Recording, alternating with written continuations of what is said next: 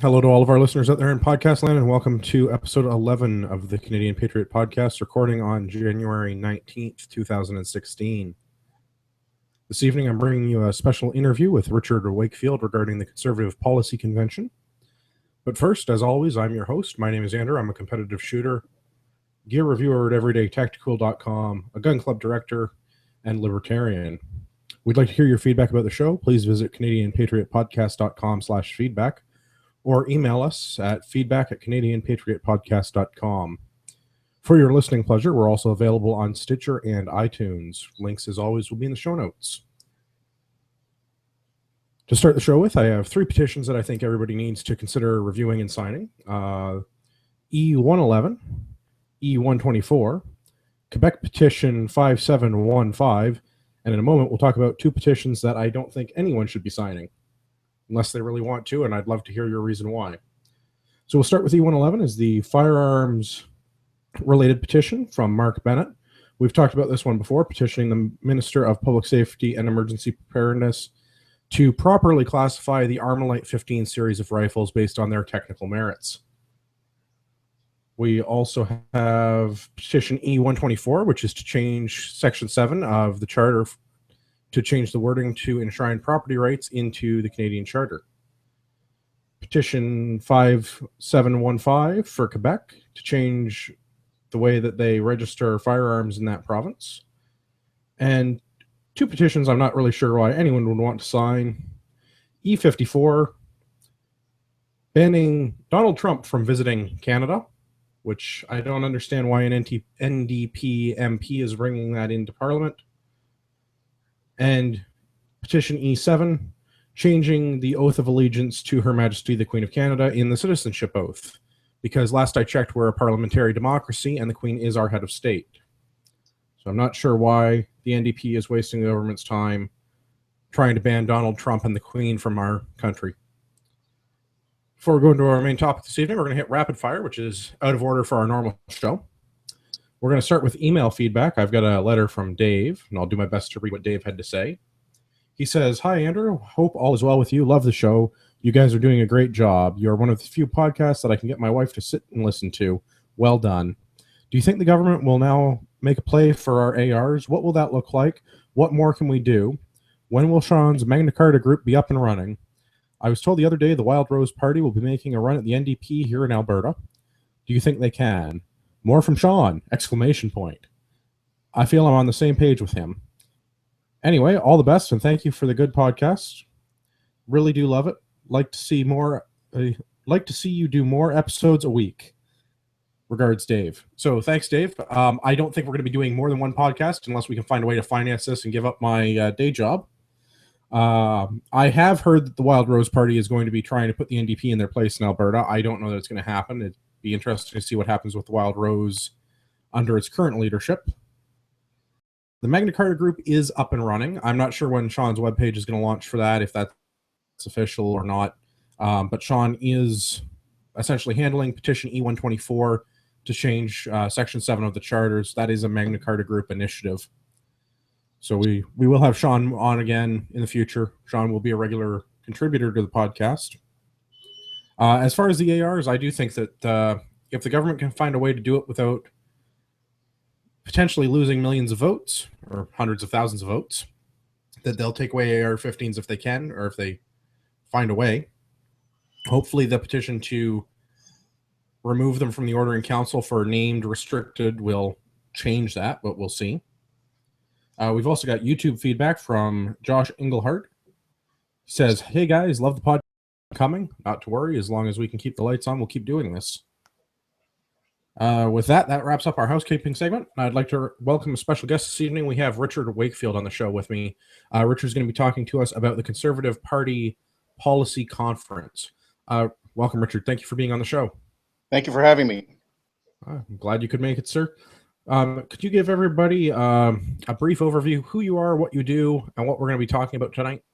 Yeah, I'm a retired computer programmer for 30 years. I'm also a novelist. I write fiction novels. I've been involved in the political movement on the conservative side for close to 40 years now, which puts me in a good position to to put forward what we're going to be talking about tonight. All right, sounds good.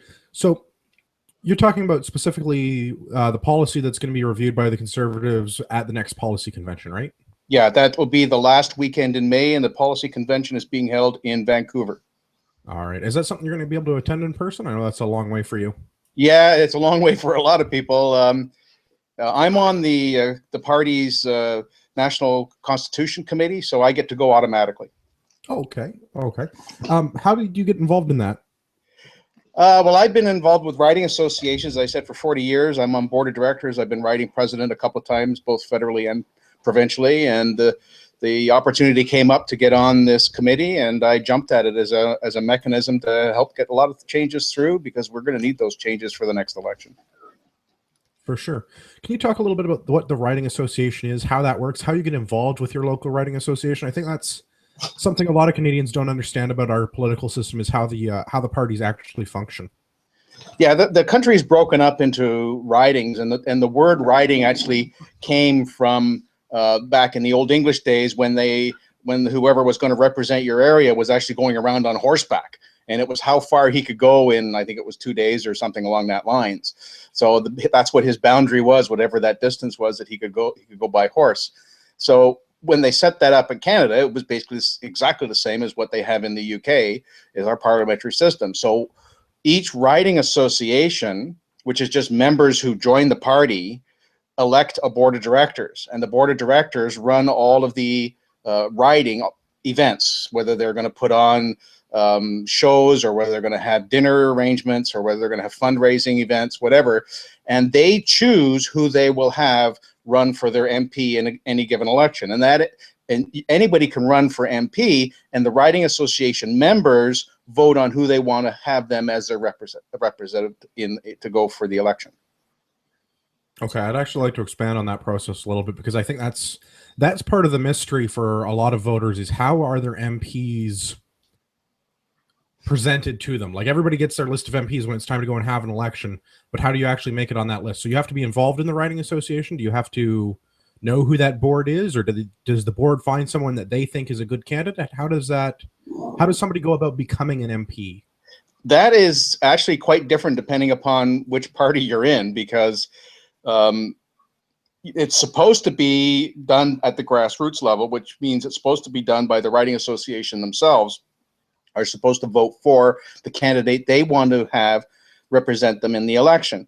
But as we have seen with the Liberals in particular, they will go and find somebody, and they will tell the writing association, this is who's going to represent you. You will not have a vote, and this guy is going to be running in your area, and you have no choice about it.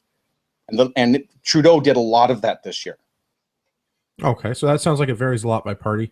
Is there anything that governs how the writing associations operate? Is it up to the individual party, or is it up to the writing, or is it up to... Well, each writing association has their own constitution, and they have to abide by whatever the party policy is of that writing association. So each riding will have an association that represents each of the political parties in Canada.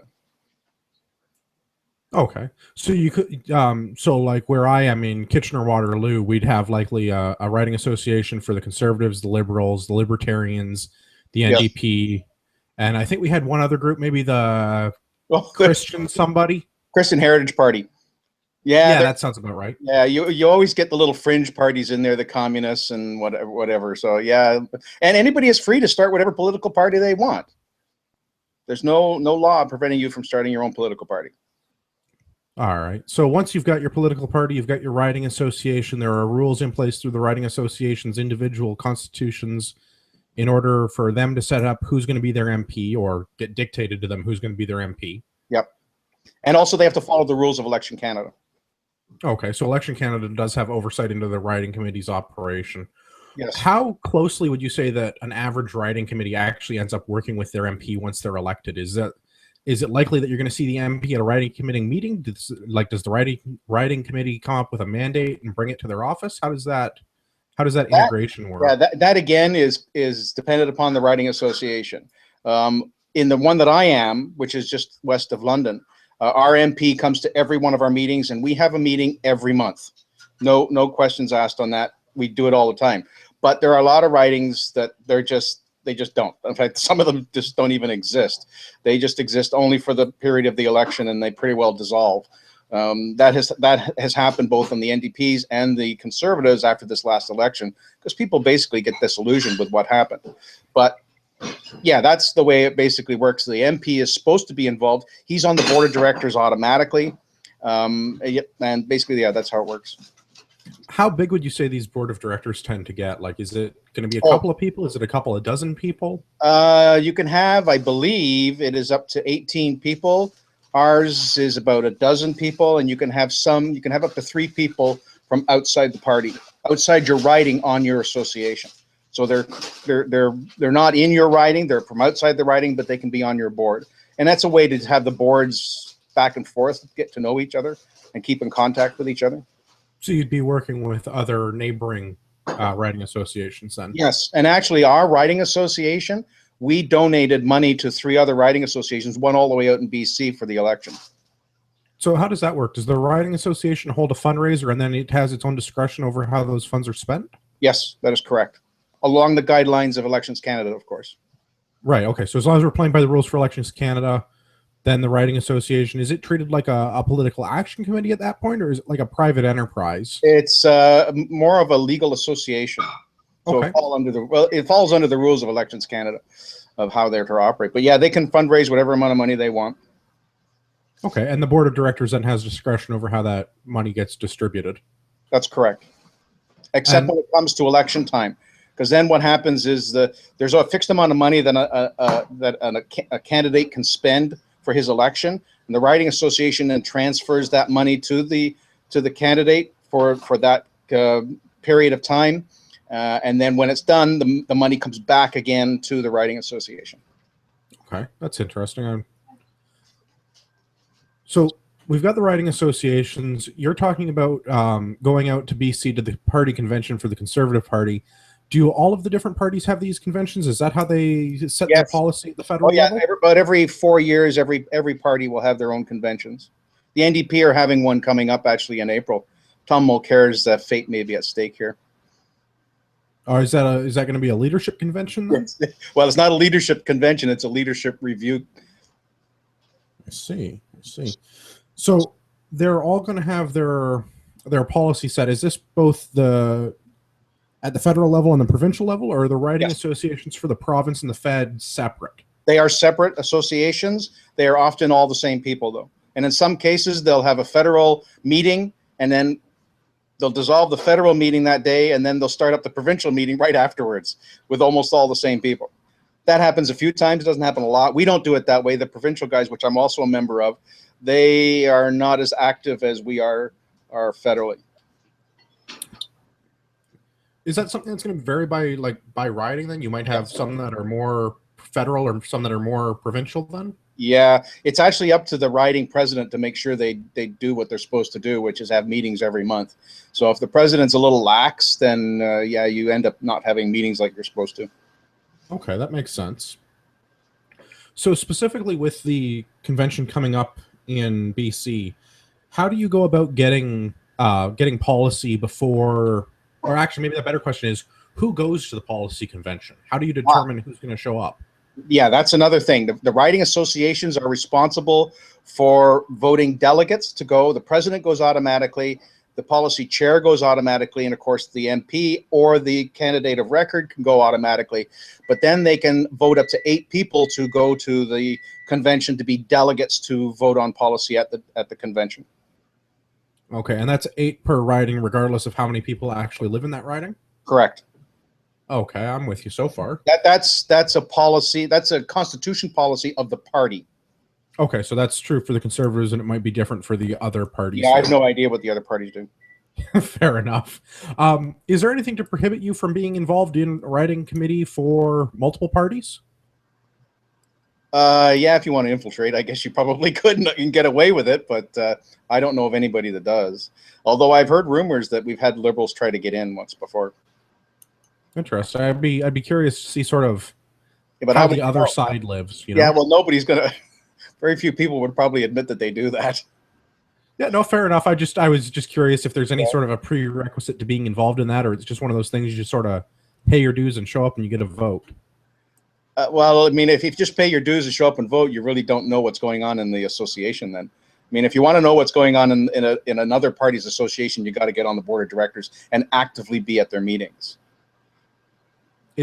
So sorry, I really want to go back to the BC thing, but the local riding thing is sort of fascinating for me because this is such a poorly covered topic in our media. Nobody really understands how the party works at the local level. Mm-hmm. So if I'm a member of the Conservative Party and I pay my Conservative Party dues, does that entitle me to show up at my riding association's meeting?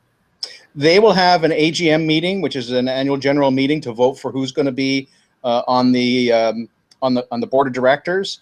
And a notice will go out to all members who have paid up and are up to date on their membership. They can go and vote for who's going to be on the board of directors.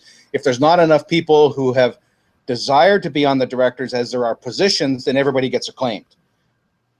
Okay, that makes sense. But any member can actually come to our meetings at any time, but they're not allowed to vote because it's only board of directors that can vote at regular meetings. Sure, so that's your monthly meeting. We're voting on money issues, financial issues, and whether or not we're going to hold a fundraising event. So those meetings and those votes are within the board of directors. Sure, that makes sense. But a regular member could come out and observe that meeting if they absolutely so desired. We encourage them to do so. I gotcha. And then from those regular monthly meetings, you must have like minutes that get sent out to your members for their review then? Yep, there's a minute. It's run like whatever the rules are, and I can't remember what it's called, but there are rules that you follow for doing a proper board of directors meeting, and we follow all those rules. Okay. So you read the minutes from the last meeting. It's voted on to pass it, and then we work on what's on the agenda. And if there's any financial issues, because we always get a financial statement at every meeting, we have to vote on that to pass that, and then whatever new stuff comes up. Okay. So a meeting, just let me quick. A meeting will last anywhere from an hour to an hour and a half. Well, that's not a huge time commitment. An hour or two a month for. Is there anything much that goes on outside of those meetings? Like you mentioned about setting up fundraisers and that sort of thing, but outside of like those special events, is there any sort of like day-to-day business that a riding association would conduct? If there's any day-to-day business, it'll be done by the executives of the board of directors, which is the president and the financial agent mostly. So I don't imagine that you're like maintaining a clubhouse sort of a thing. No, we actually meet at some riding associations meet in people's basements.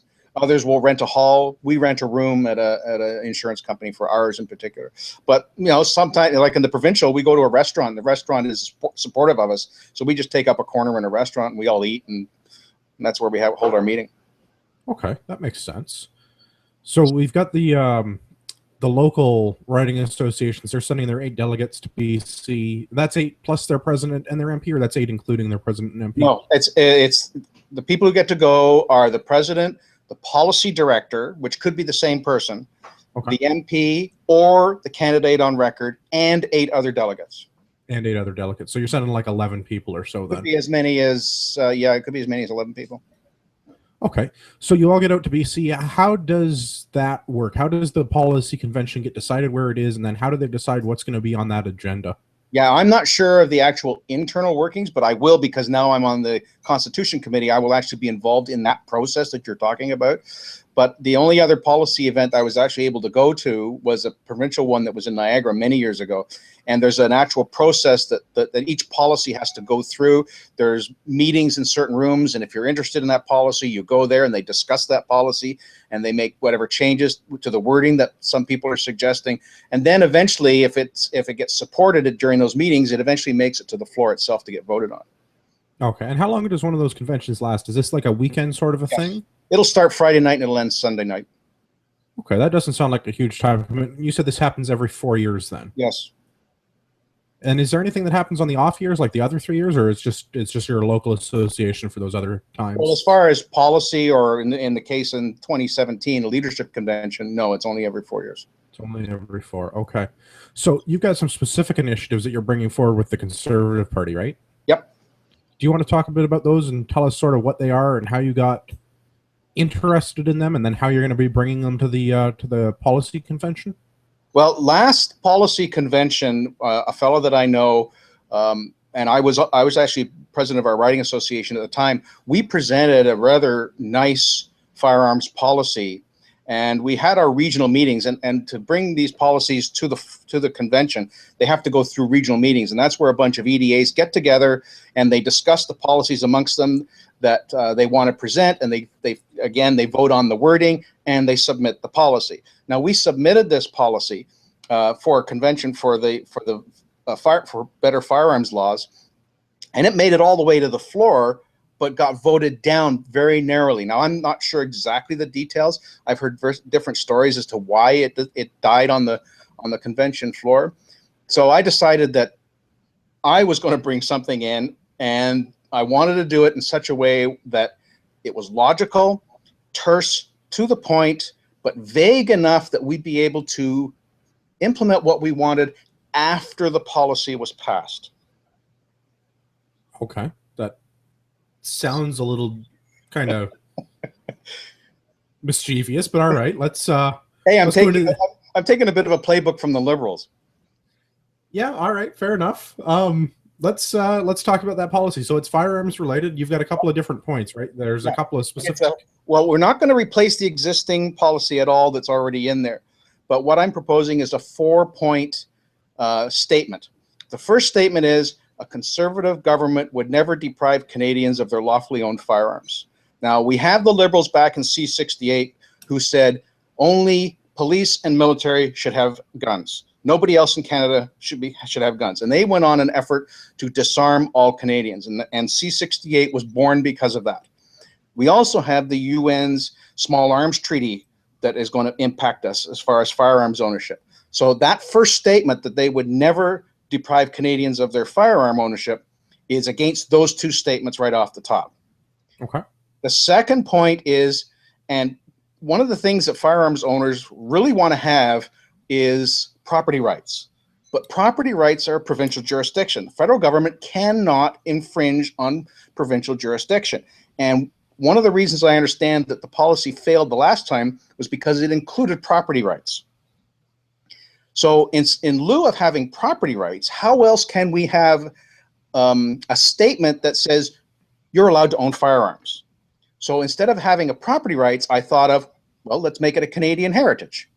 So the second statement is a conservative government would make firearms ownership, sports, and hunting as a Canadian heritage. And there's some other ideas about that, because if they do designate firearms as a Canadian heritage, they would be obligated to promote it like they do all other Canadian heritage. As we see on TV, we see these little ads on TV where they show, this is a Canadian heritage.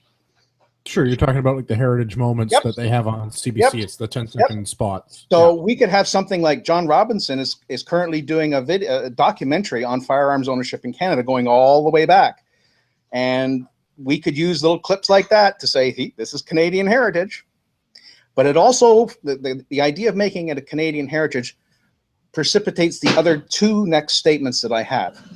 The third statement is that we would change the classification system to the CSSA's simplified classification system. Right. Do you want to expand on that a little bit? I'll expand on that. The current idea that the CSSA has is that there be three basic classifications. There'd be prohibited, which are only fully automatic or select firearms.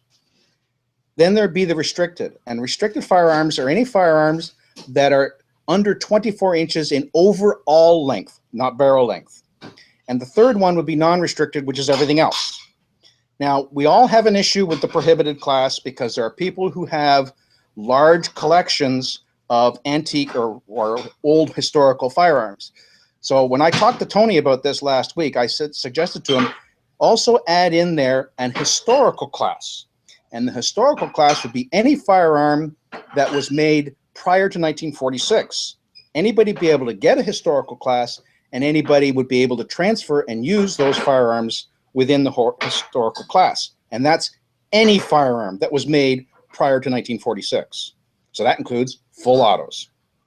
Now, nobody needs to really worry about this because people have owned those firearms for 70 years with no incidents. The issue is they can't sell those firearms. Those firearms have to be destroyed upon the death if nobody in the family wants to acquire the prohibited license. So that's not only a loss of our heritage, now you see how this ties in, and also it's a loss of the people's inheritance and estate value. Okay, that makes sense. This is so Tony's on board with this idea, and I think they're going to add that classification to their simplified classification system.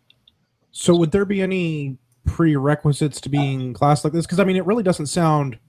The characteristics sound different, but the classification scheme that you're proposing doesn't sound significantly different from what we have today. Oh, it's very different from what we have today. Well, but on the so you have non-restricted, that's your regular guns. Your restricted, your short guns, right? Those, and then potentially this historical class, which I mean really is not hugely different from what we have now. They're called the same things, and in a roundabout way, they sort of have the same general characteristics, right? Well, except under the prohibited version of the simplified classification system, all the handguns that are currently prohibited would move to restricted. There'd be no 4-inch limit on a handgun to make it prohibited. No, and that's what I mean. Like, I think unless you were, like we are, intimately familiar with firearms laws in Canada, well, they're just changing. They're changing the way the classes work. That doesn't sound like such a bad thing. They're called the same thing. Do people have to be still licensed in the same way? We're still having like an RPAL system for these? That brings us to point number 4. Okay.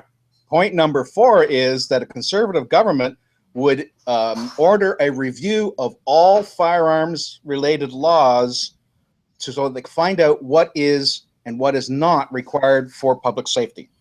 Because as we all know as firearms owners, there are provisions in both the Criminal Code and the Firearms Act that have nothing to do with public safety and need to go. So you're talking about things like warrantless entry into my home because I own guns. Yep.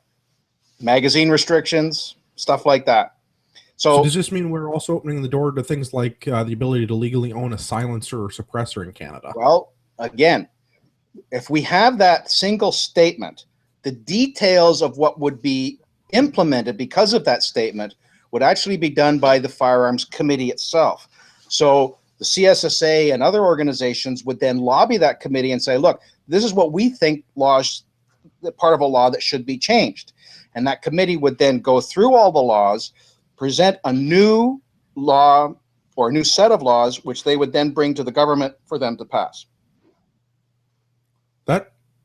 That sounds like a pretty decent overhaul. I mean, it's not significant enough that the uninformed average Torontonian is gonna they're just changing the way that the rules are set up, but they still have all the same classes and everybody still needs a license and what have you.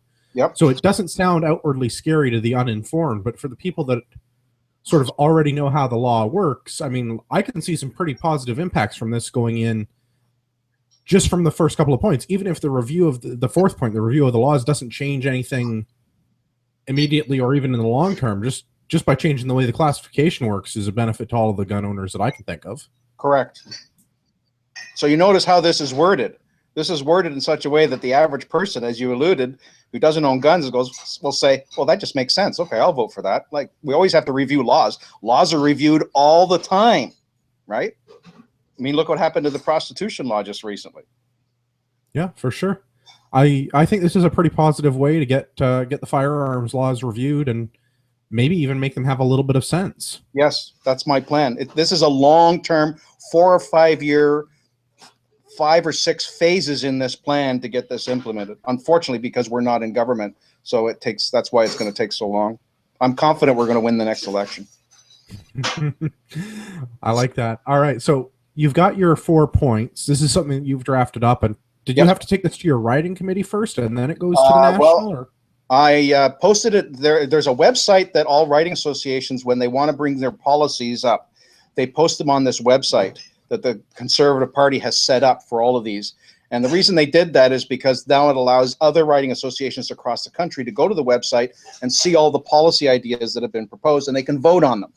Now, to actually get a policy through the system is a 10-point system. So you have to gather so many points, and the points are basically what you do is you have to get other writing associations to sign on, you have to get one or more MPs to sign on, and you have to get other regional meetings to sign on. So yeah, I actually posted this to this website first. Then I started going around and talking to a few people I knew who I expected would be in support of this. and I got it. I posted it on Gun Nuts. I posted it on Gun Owners of Canada. So we got some people feedback from there and some support and some not so supportive people in there. And then I presented it to my writing association actually a week ago Saturday. How was the reception there? Do you have a lot of gun owners that were like immediately on board, or we don't have anybody? Were... I'm the only firearms owner on our board of directors, but they are sympathetic. So yeah, I would say for the most part, yes, they are. But I know for a fact that I have at least one writing association in PEI that is on board with this. I have the writing association in Cambridge who's absolutely on board with this. I've got another writing association in BC that is on board with this, and another one in Alberta, likely 6 or 7 in Alberta that will be on board with this. But all of these writing associations are going to have their regional meetings, so they all get together to decide what policy is going to be presented. They're all having their regional meetings in February. The deadline for submission of policy is the last day of February. Oh, okay. So I'm emailing writing associations all across the country to get support for this. That makes sense. And the reception has been positive so far? Yes. That's quite good. Positive. So once you get, because it sounds like you're going to get the level of support you need. Once you get the support and it goes to be at the policy convention, then you'll have one of those rooms that you talked about where you'll get together with people that want to discuss it and go through the finer points of... I'll be answering a lot of questions there, I'm sure. I bet. What's your feeling inside of the Conservative Party right now on sort of how do you think the party will take changes to the firearms law? Do you think this is something that's likely to get implemented or likely to get through your 10-point system? I have been informed by somebody in BC that a number of MPs have already know about this and are supportive of it after they made some wording suggestions, which I implemented. The other thing is C-42 made it very clear to the Conservative Party that we are a force to be reckoned with and that our money for their re-election campaign is vitally important. And that is definitely the hatchet we can hold over them. They want to play games with us, and that's actually my second phase of this entire process is once we get it past the deadline for the 29th of February, then we're going to spend the time between then all of March until the convention. We should be doing an email and letter campaign to every MP and every riding in Canada saying, look, you guys need to pass this at the convention, otherwise you're going to lose a lot of support. And my understanding is that the party is very much aware that we exist. They're very much aware of our ability to influence what can happen to the party. That's good to know. I'm pretty happy to hear that actually, that the Conservative Party is willing to take gun owners seriously, because it sounds like there isn't any other political party that values the opinion or money of the firearms owning community. Absolutely not. The other two political parties hate us, want to disarm us. So if this goes through policy and you get your 10 points and everything happens, and then I guess there's two outcomes that happen after that. You either have a Conservative government or another government again at the next election. Yes. What happens in either of those scenarios with these policies? Well, my plan is once it gets passed at the convention, that's when we start lobbying groups like the CSSA and other organizations to start a campaign to rewrite the laws and have the laws ready to go to present to the Firearms Committee as soon as the election is won by the Conservatives. So that would happen immediately within a couple of months of them winning the next election. If we lose the next election, well, we put that off another 4 years. Okay, so there's nothing you can't do without a Conservative government right now if this policy gets through convention. Yeah, I am of the firm belief that the Liberals are going to attempt a major disarmament of us in the next year or two. I'd be interested to see if Mr. Trudeau has the political ambition to try and take on a couple million armed Canadians. Yeah, my view is that if they do try to bring something in, like the RCMP is hinting at that they want to do, that we should go to have a class action lawsuit and just tie it up in the courts until the election comes up. I think that's a pretty reasonable and sane way to deal with that, because that's using the system against them in the best way that we can, I think. Yep. And the nice thing is Trudeau has brought back that the government will pay for us to sue the government. Oh, that's true. I'd forgotten that the Liberals changed that rule. Yeah, the Conservatives got rid of it and the Liberals brought it back. Well, may as well use the ammo they've given us, right? Exactly. All right. So once you go through policy, we get the election, everything's kumbaya and happy stuff, and we have our new laws being reviewed by the Firearms Advisory Committee. We have our new classification system proposed through the CSSA. And is everything kosher at that point? Like, are you a happy camper? Is everything good then? Well, I would certainly hope so. I am fully expecting there'll be bumps and major bumps along the road. We're going to have setbacks. There's no question they're going to come about. And as long as there's enough of us that we can deal with those setbacks and keep moving that ball forward. That's the goal. Whatever we got to do, we got to keep that ball moving forward. We cannot retreat on this at any stage. That makes sense. What sort of bumps do you envision seeing?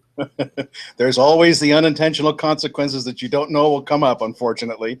But yeah, well, for one thing, there are the so-called red Tories that are in the Conservative movement. I know for a fact that they're out there, and of course it depends who we get as leader, and we need to really query who are running for the leadership as to where their positions are, and maybe as a group, again, we should target a particular leader that we want to vote for, become members, because everybody in the party will be able to vote for the leader. So we need to get together as a leader, as a group, and vote for a particular leader that is going to be sympathetic to our desire to make the changes happen. Okay, that makes sense. Is there a front runner in your mind for that? I know we're not quite there. Right now, there's nobody. There's only speculation as to who there is, and until we actually query those individuals and be forthright with them and say, look, what is your position? This is a policy, because by that time the policy will be working its way through the system. Do you support this policy? And we'll be able to query these guys at the convention, because I guarantee you, when the convention comes up, they're going to be working the floor for support for them to get elected. And that's the time that we can nail them at the convention and see what they vote, if they actually vote for this policy at the convention.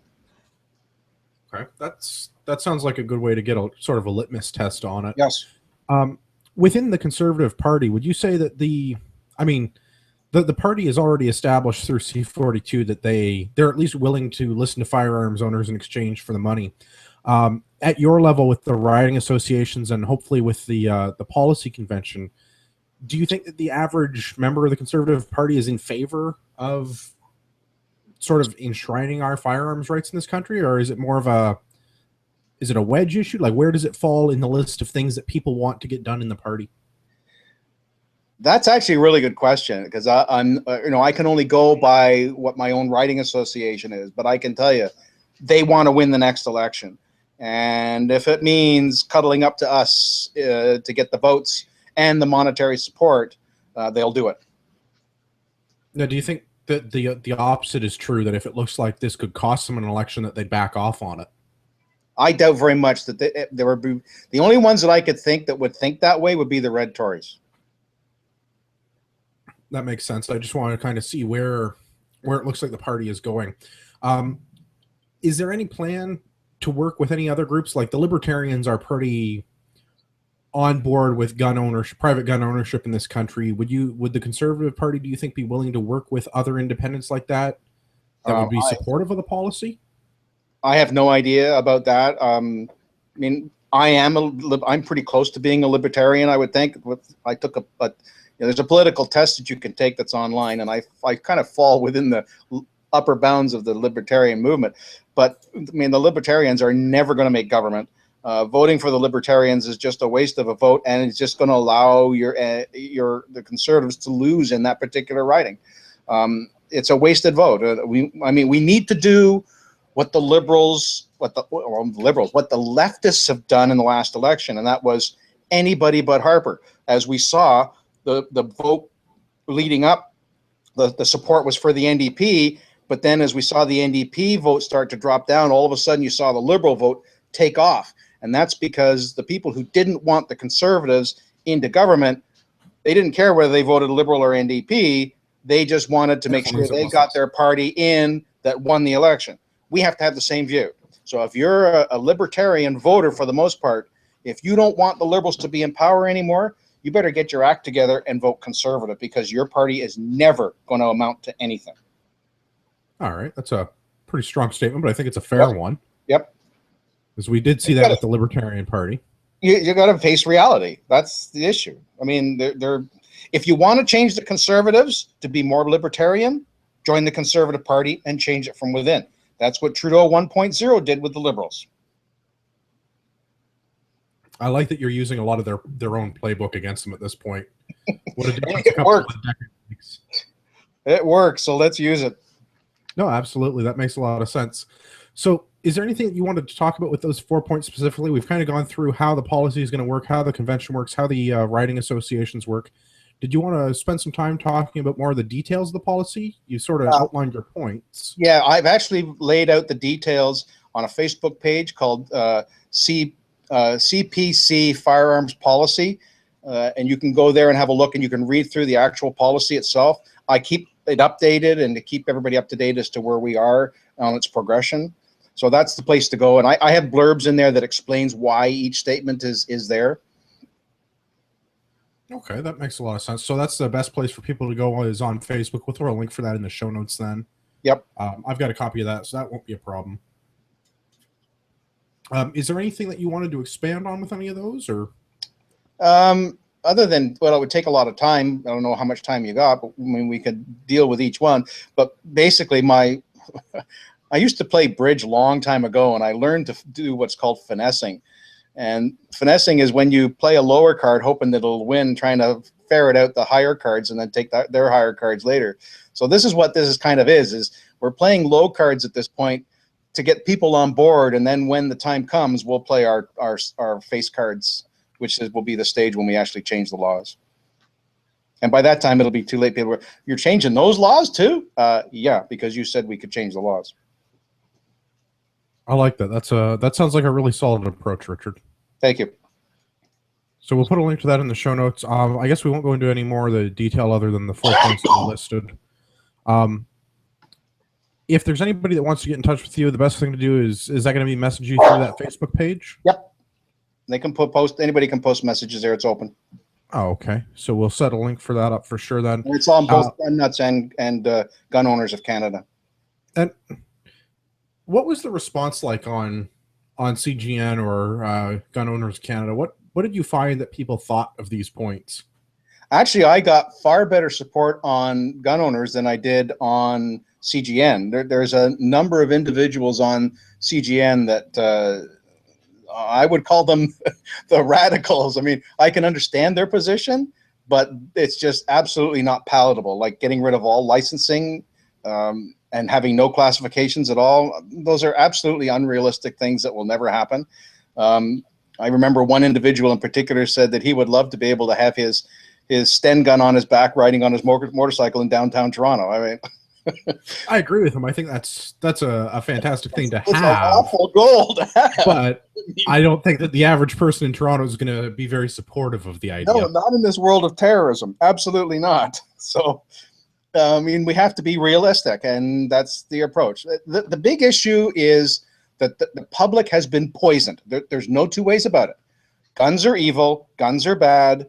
And they do things on their own. Maybe they have some sort of force that turns their owners into lethal killing machines or something. I don't know, but that's what these people think. They, no other weapon, if I can use that term, is considered that way except a firearm. And that's an attitude that I think over time, and it's going to take time, I think we can change. There used to be a time, and I was part of it. I was a cadet at my high school, and we had 22 Lee Enfield number 7s. We had them at our high school. And on the weekends, we would pull them out and we would parade in the cafeteria. I mean, that was normal back in the 70s. What happened? Why is that gone? There's no underlying reason why we can't have, if not that, at least a more public acceptance of firearms owners like the Swiss have. Absolutely. Are we more dangerous than the Swiss? Are we more untrustworthy than the Swiss? No, I shouldn't think so. I mean, we can pull the stats up. If anybody doesn't believe this, the gun owning segment of the legal licensed gun owning segment of society is the safest segment of Canadian society. There is no one that follows more laws than legal gun owners. Yep. So, I mean, I'd be okay with, I don't know about no gun laws, but I mean, I'd be very okay with a lot less restrictions on gun laws in this country. I mean, there are certain things that everybody can agree in today's society that we need. Like, violent felons shouldn't have guns. That's something everybody can get behind, right? Yep. But there's certain things like, and I like what you're doing with the historic class, anything pre-46. So that means I can have any World War I or II machine gun that sort of turns my crank and I can afford to put the ammo in. And it's not like new ones are going to hit the market. It's a small number of firearms we're talking about here.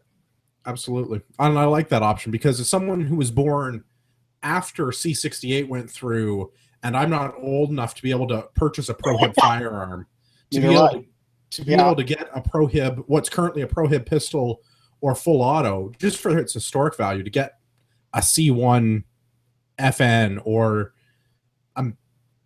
any of the a Luger, any of those historic piece firearms. I mean, I have a Luger, but it had to be rebarreled to make it restricted. How ridiculous is that?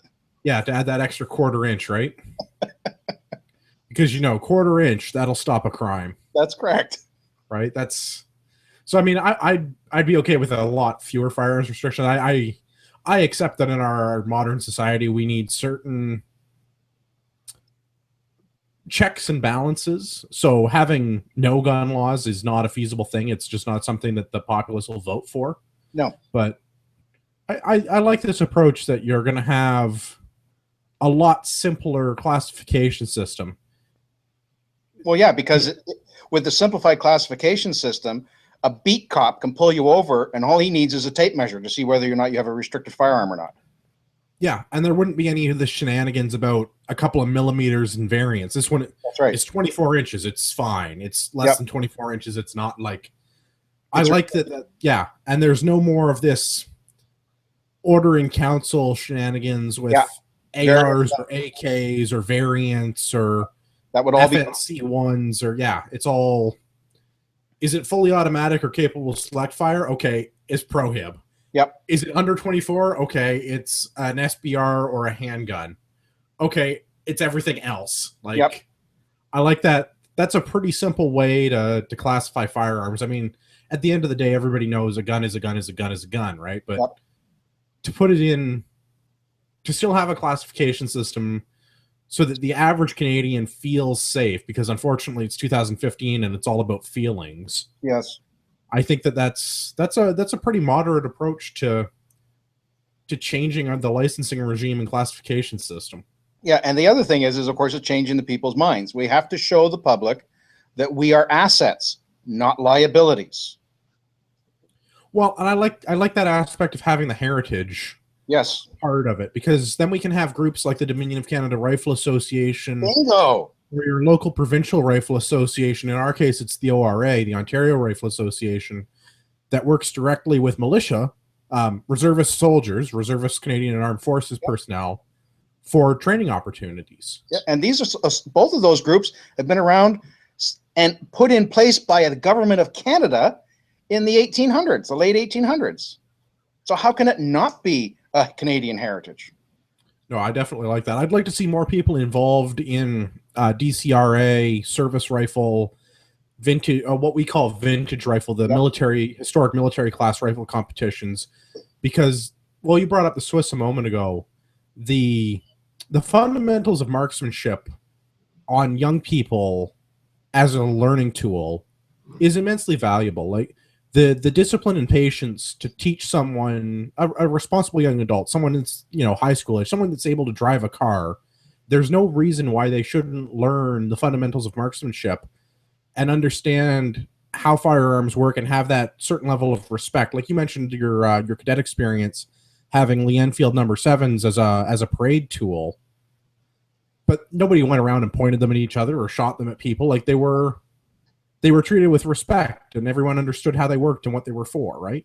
Yeah, that was an era where people had personal responsibility. We live in an era today where people don't have personal responsibility. You're right, they don't. But I think that if we were to encourage more people to become involved in marksmanship programs, we would encourage more of that personal responsibility. Exactly. Right? Which would then transgress into other aspects of life. Absolutely. And I think that's a fantastic angle to approach it from. Yep. All right. We're just about up to an hour. Is there anything else that you wanted to bring up or discuss, Richard? Well, I think we pretty well covered all the bases. I really appreciate this very much. And I encourage everybody that's listening to get in touch with your EDA. Tell them this exists and get it into their hands. Let's actually get fast. That's a good point. Before we wrap everything up, if somebody wants to get EDA is that's the Electoral District Association. Yeah, it's a writing. Right. So if somebody wants to get involved in their EDA, their writing association, how do they find out sort of who their board is and how to get involved and what's... Go to the Conservative Party website. Okay. And the same is probably true of the other parties. Yeah, probably. Yeah. Well, if you want to do that. If you want to do that, sure.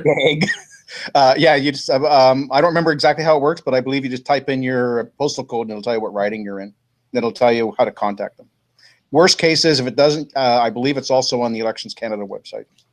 Okay, I know I've seen how to find your riding on the Elections Canada website. I didn't know that you could find your EDA. Do you imagine that your local MP, because they're listed on the Election Canada website, I know if you punch in your postal code, you find out who your MP is. Would your MP have contact with your EDAs to know how to get you in touch with them? Oh, yeah, they should. They're supposed to. They're supposed to be like this together, right? For sure. But of course, anybody east of Ontario ain't going to have a Conservative MP. Right. That's true. Yeah, I suppose the Liberal MPs aren't going to be giving out the Conservative Riding Association information. No. All right, that makes a lot of sense. Let's wrap up the show then. We'll put a bunch of stuff in the show notes for everybody that's listening. How they can get in touch with Richard, how they can review the policy for themselves. We'll see if we can find a way to get that link to your writing association. If I can find that, I'll throw it in the show notes. At the very least, I'll make sure people know how to find what riding they're in. Mm-hmm. We just had an election, so everybody should remember. But on the other hand, the other thing that's important is we have to move now. I mean, for some of us who are getting older, 3 years doesn't take very long. So this policy convention that we are having right in May is really important. This is how we define ourselves and get the public to know who we are for the next 3 years moving up to the next election. I am firmly of the belief that we lost this election, not on election day, but right after we won the majority in the previous election to that. Yeah, I can see that. That would make a lot of sense. I can see how you'd get that. And hopefully we can avoid, we don't have the anyone but Harper campaign this. No, it'll be anybody but X this time. Whoever X happens to be. They will lie, they will misrepresent, they will do whatever devious things they can to prevent us from getting elected. Well, they're politicians. I think that happens on every side, regardless of... Oh, I'm talking about the general public. They were just awful during the last election. I spent every day online dealing with people in social media, and it was... If Harper wasn't eating live kittens for breakfast, he was stealing billions out of the EI fund. It was awful what they did to him. Well, hopefully we have programs like this. We can reach more Canadians that they get some actual information about what's going on, and if they can get out to their riding association and find out what's happening locally that really impacts them and have their say. Because I really think that the riding association in our country is an undervalued system. Nobody really gets involved in politics in Canada, and aside from going to vote on election day, no one in Canada really gets involved in the policy making process. That's correct. Which is handled through their riding association. And the other thing that your listeners can also do is, if they know people who are not firearms enthusiasts or don't know anything about firearms, take them to the range one day. Let them see what we're about. Yeah, absolutely. That's a fantastic idea. I'll put a link in the show to an earlier episode. I think it's about episode 3 on how to get new people into shooting. So we'll put a link to that for anybody that hasn't had a chance to listen. Actually, while we're on the topic of new shooters to the range, do you want to talk about groups like the ORA, DCRA? Because I know you're involved with those. Yeah, I do the ORA. I mean, I do the same shoots that you do. I'm not in with the DCRA. I've never been to any of their events, unfortunately. And other than that, I belong to the ESA out here, who have open houses for the public every year, by the way, in June, and they're packed. So I belong to them as well. But other than that, no, that's pretty well all I get involved with. It's an expensive sport, and unfortunately, and one has to watch how much one spends on shooting, especially when you fire off some 3,000 rounds a year. Yeah, I can appreciate that. I'm just loading up all my service rifle ammo for this year, and I got about 5,000 pieces of Process 233, and I had to go pick up primers to go with it all. It hurts the pocketbook a little bit. Yeah, and they wonder why we don't want full autos. I mean, can you imagine how much it would cost to fire a full auto like an M34? It cost me the same amount as the 5,000 rounds I'm going to shoot anyway. It'd just take me a lot less time. That's right. All right. With that, this has been Richard Wakefeild joining us to talk about the Conservative Policy Convention and his proposal for changes to the Firearms Act. As always, I'm your host, Andrew. You can find my work on everydaytactical.com or Instagram and Twitter at edtactical. We'll put a link up to Richard's Facebook page. It was the CPC Firearms Policy. Yep. We'll put a link to the CPC Firearms Policy on Facebook. Richard, that's the best way for people to get in touch with you, right? Is through that page on Facebook? I'd rather them do it that way, yes. If they want to ask questions. Because then other people will probably have the same questions and they'll get the answers there. Great. So we'll put a link to that in.